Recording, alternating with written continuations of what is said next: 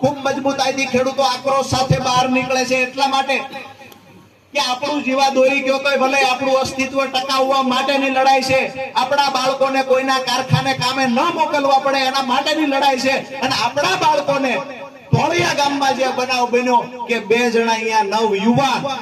ખાણમાં દટાઈ ગયા ને આ કામ ન કરવું પડે ને એના માટેની આ લડાઈ. મજબૂતાઈથી લડીશું, બે હાથ ઊંચા કરીને મને જવાબદારી સાથે કહો કે મજબૂતાઈથી લડીશું, પારી ન આવે ત્યાં સુધી લડીશું, તેનો માફ ન થાય ત્યાં સુધી લડીશું. આવનાર સમયમાં જે માહોલ દિલ્હીની બોર્ડરે બન્યો છે,